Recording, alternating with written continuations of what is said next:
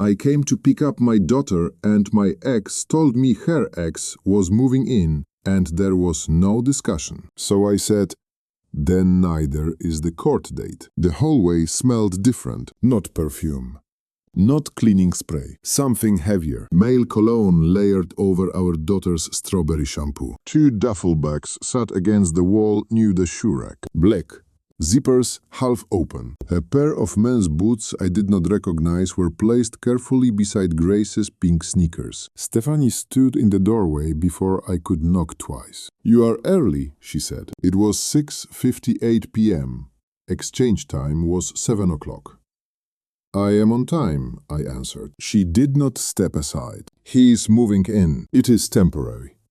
Do not start. There was no build-up, no preface, just a declaration. Behind her, I saw the spare bedroom door open. A shadow moved past the frame, slow, deliberate. When did you decide this? I asked. Earlier today. He does not have anywhere to go. We are adults.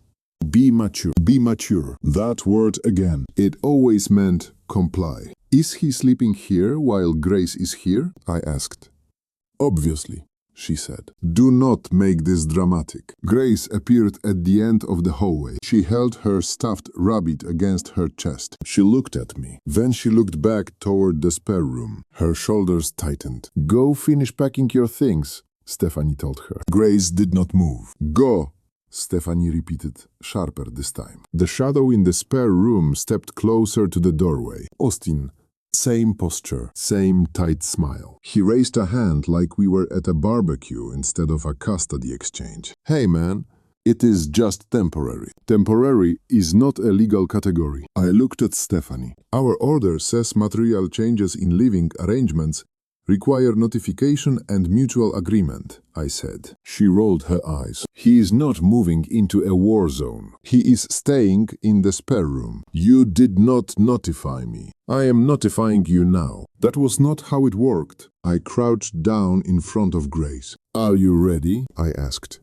She nodded, but her fingers twisted the rabbit's ear until the fabric bent. Mom said, do not make it a big deal, she whispered. I stood up slowly. Then neither is the court date, I said. Stephanie blinked. You are unbelievable. No, I answered. I am consistent. Austin shifted his weight. You are really going to drag this into court? I am going to document a material change in the child's residence involving an unrelated adult male with a record, I said. The court will decide the rest. Stephanie's face hardened. You are doing this because you are jealous. If I were jealous, I would argue, I said. I am filing. Silence pressed into the hallway. I took Grace's backpack. I did not look at Austin again. As I walked to the elevator, Stephanie called after me. If you do this, you will regret it. Regret is emotional. Paperwork is procedural. Inside the elevator, Grace leaned against me. Is he staying forever? She asked. No, I said. Nothing is forever when it violates an order. When the doors closed, I opened my phone. I did not text her. I called my attorney. Material change, I said when she answered. Effective today. I did not sleep that night. Not because I missed Stephanie. Not because I was scared of Austin. I stayed awake because deadlines are real in family court. And I meant to file is not a defense. At 3:14 a.m., I sat at my kitchen table with the custody order printed out, highlighted like a crime scene map. The paper smelled like toner and stale coffee. The words were not dramatic. They were precise. Material change. Notification. Unrelated adult occupant. Child stability. At 7:05 a.m., I dropped Grace at school. She got out of the car, paused, then said something small that landed hard. Mom told me not to say his name around you, she whispered. My hand tightened on the steering wheel. Did she say why? I asked. She shrugged. Her eyes went to the ground. Because you get serious. I watched her walk to the entrance. Her rabbit was tucked into her backpack like contraband. When I got back to my car, I did not call Stephanie. I did not warn her. I called attorney Diana Tran. Emergency motion.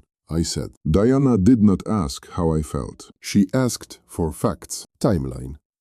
Yesterday at 6:58 p.m., she told me he is moving in. No discussion. Grace is there during her parenting time. Any written proof? She texted last night. Do not start. It is temporary. Any threat? She said, I would regret it. Diana paused. I heard a keyboard click. Then her tone sharpened. Do you have third-party documentation that he's actually there overnight? That was the hinge. People lie in court. Paper does not. I can get it, I said. I drove straight to Stephanie's building. Not to confront her, to document. Her building was mid-rise, professionally managed, the kind that loved rules and hated surprises. There were cameras at every entrance, a concierge desk, a leasing office that smelled like air freshener and quiet judgment. I introduced myself to the property manager, Miss Vargas, with my calmest voice. My name is Colin Marsh. I was listed as an authorized guest for Unit 1407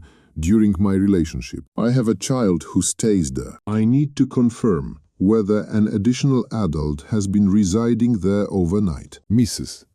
Vargas blinked, already defensive. We cannot release tenant information. I am not asking for tenant information, I said. I am asking for building security footage for a safety matter involving a minor. I can provide the custody order and my identification. I will also submit a formal request through counsel. I slid the papers across the counter. The order, my driver's license, a photo of Grace. Her posture changed when she saw the word minor. We do not provide footage to individuals, she said, softer now. But we will preserve footage if we receive a request from an attorney or law enforcement. Preserve it, I said. From yesterday at 6 p.m. to 11 p.m.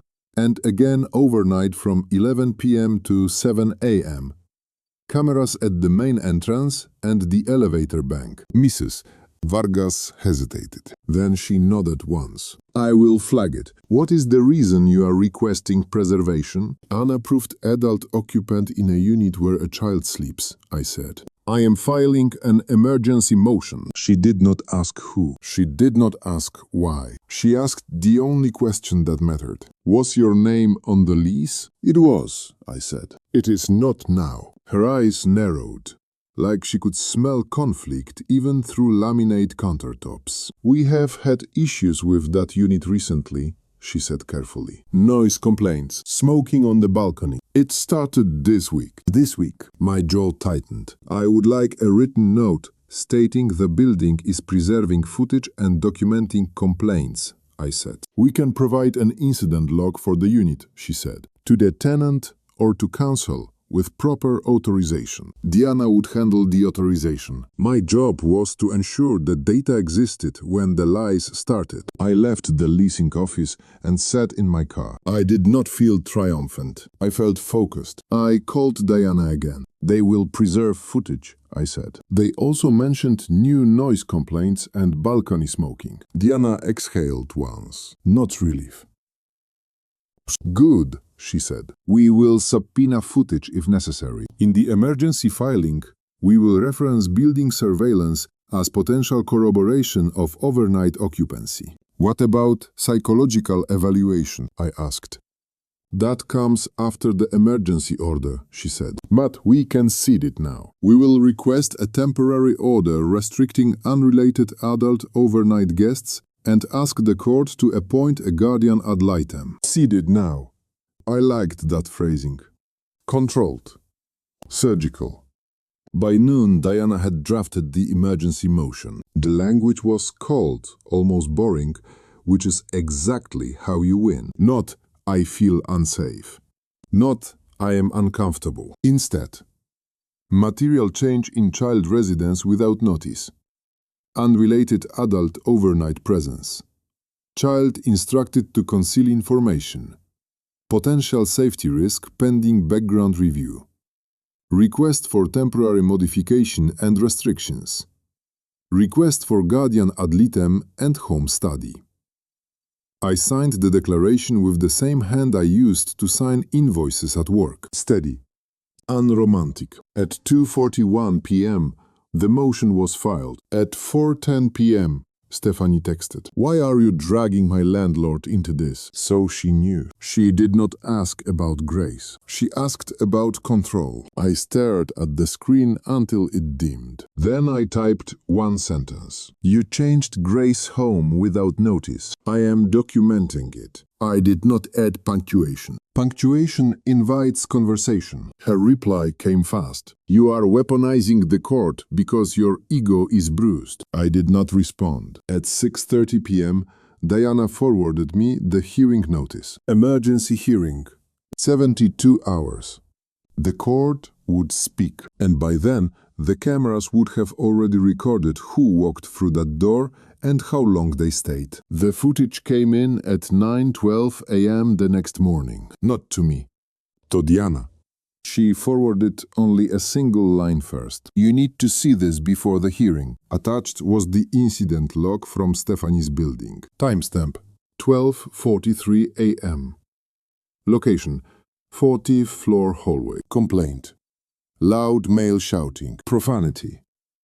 Door impact sound. Child crying heard. My stomach did not drop. It locked. Below the written complaint was a notation from on-site security.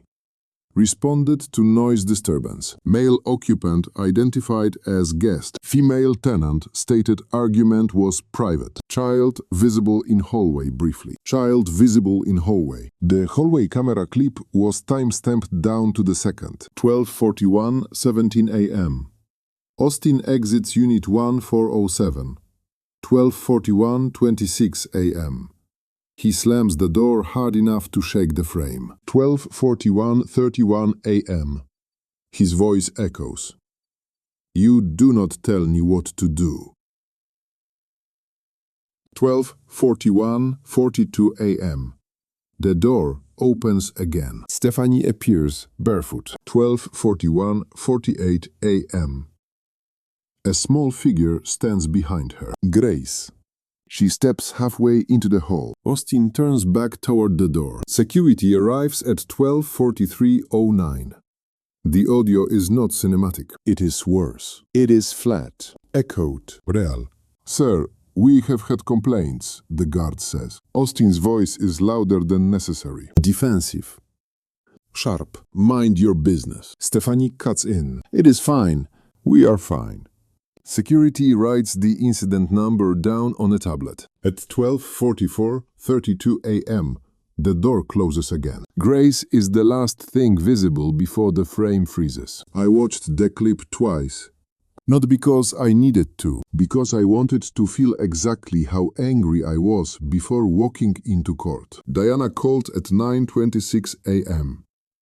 "This is sufficient for immediate restriction," she said. "We will present the incident log and request temporary physical custody pending evaluation." "Do we subpoena the security guard?" I asked. "Yes," she said. "He is listed by name in the report. He is neutral. That helps." The hearing was set for 1:30 p.m. Stephanie texted at 10:02 a.m. "Why is building security asking me questions?"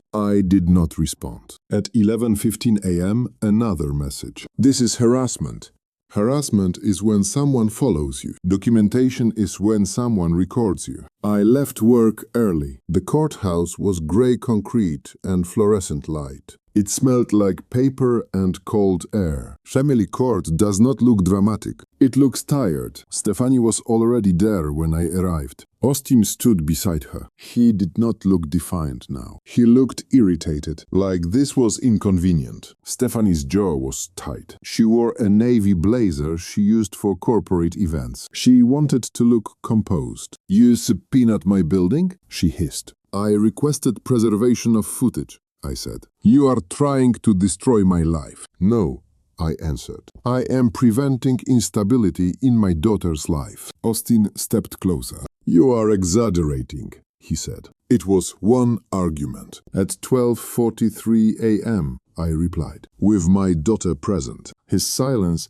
lasted half a second too long. We were called in. Judge Callahan did not smile. Emergency hearings move fast. There is no theater, only compression. Diana stood calm. Structured. Your Honor, we are requesting temporary modification due to a material change in the child's residence. An unrelated adult male with documented disturbances is now residing overnight without notice to the co-parent. Additionally, the child was instructed to conceal information, and there has been a verified noise incident involving raised male voices at 12:43 a.m. with the child present. She handed over the incident log. The courtroom was quiet enough to hear paper move. Stephanie's attorney rose. This is an isolated disagreement. The father is weaponizing normal adult conflict. Judge Callahan did not look up.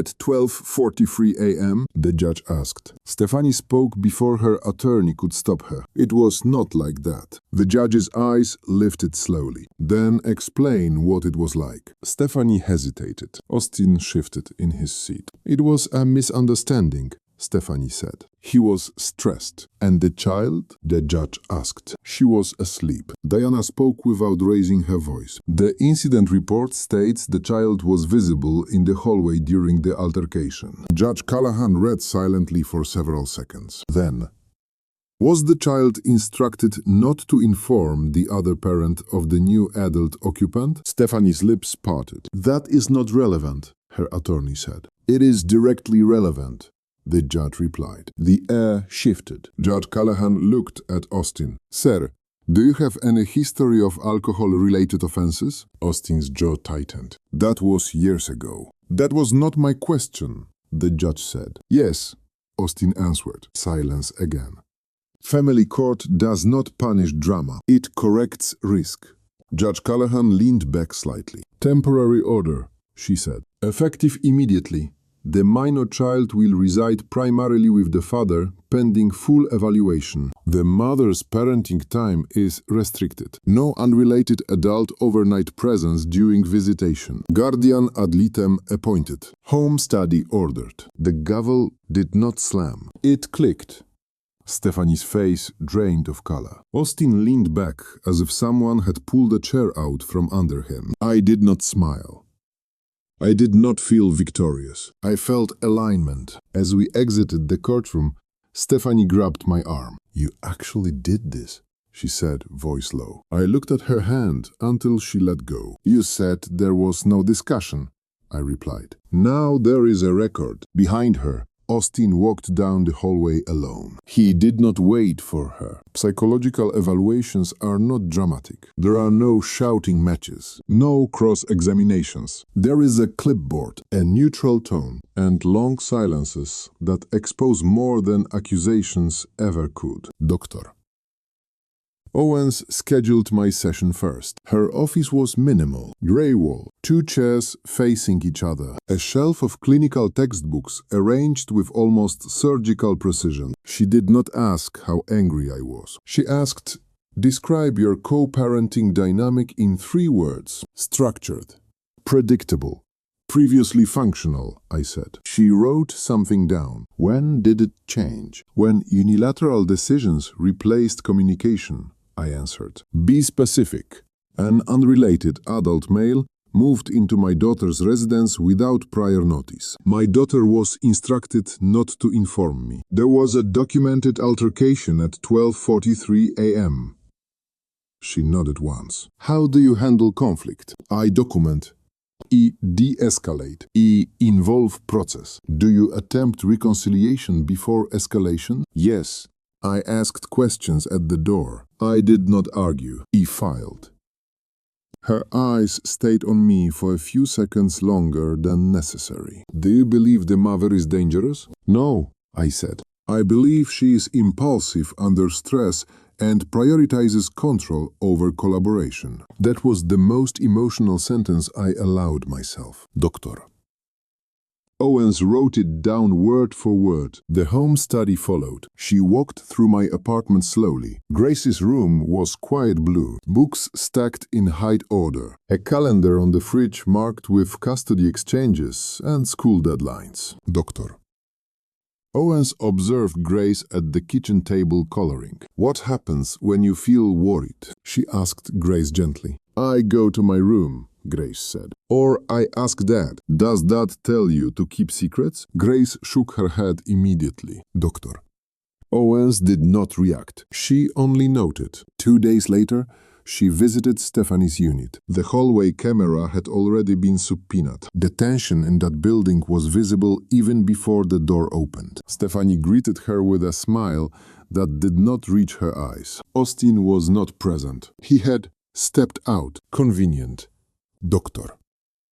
Owens sat at the dining table. Tell me about your co-parenting relationship, she began. Stephanie crossed her legs tightly. He is rigid, she said. He escalates small issues. Can you give an example? He filed an emergency motion because I helped someone. Why did you not inform him beforehand? Stephanie hesitated. Because he overreacts. Is that your determination alone? Doctor. Owens asked. I know him. Did you consider that introducing a new adult into the child's home might require collaborative discussion? Stephanie's tone sharpened. I do not need permission to live my life. Doctor. Owens remained still. This is not about permission, she said. It is about co-parenting insight. Stephanie's jaw tightened. He cannot control who I date. Correct, Doctor, Owens replied. But joint legal custody requires shared major decisions impacting the child's environment. Silence stretched across the room. Do you believe asking the child to withhold information was appropriate? Doctor. Owens asked. Stephanie exhaled through her nose. It would have caused conflict. With whom? Doctor. Owens asked. With him. Not with the child? That question lingered. Stephanie looked away first. The home environment review was clinical. The spare room contained Austin's clothing, shoes lined near the closet, a toothbrush on the bathroom sink. Not temporary. Doctor. Owens made no comment, but she measured. On the way out, she paused. How do you resolve disagreements with the father? She asked one final time. Stephanie's response came without reflection. I do what is best. He adapts. Doctor. Owens closed her folder softly. So parenting is not a hierarchy, she said. 3 weeks later, the evaluation report was filed with the court. Diana forwarded it to me without commentary. The language was restrained, professional, devastating. Mother demonstrates high conflict decision-making pattern, limited co-parenting insight regarding shared legal custody obligations, tendency toward unilateral action without collaborative consultation, child exposed to adult relational conflict during late-night incident. Recommendation. Structured custody with primary physical residence remaining with father pending demonstrated behavioral adjustment. I read it twice. There was no insult in it, no moral judgment, just pattern recognition. Stephanie called that evening from a blocked number. You turned a therapist against me, she said. No, I replied.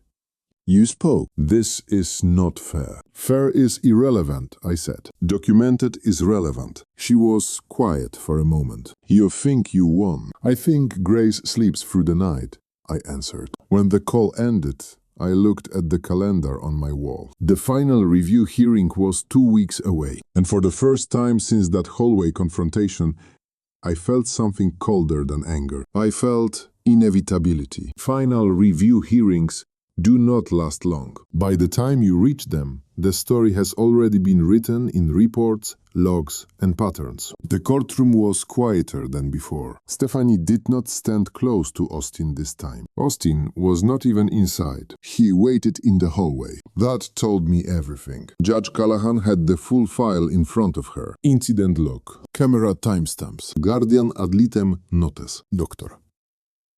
Owens evaluation, temporary compliance records. Paper does not get emotional. It accumulates. Diana spoke first. Your Honor, since the temporary order, the child has remained stable in the father's residence. School attendance consistent. No additional behavioral concerns. The mother has complied with restricted visitation, but has not demonstrated meaningful co-parenting insight in sessions. The judge nodded once. Stephanie's attorney stood. The mother loves her child. This was a relationship misunderstanding that escalated. The judge looked at Stephanie directly. Do you understand why your unilateral decision triggered court intervention? This was the moment. Not dramatic, not loud.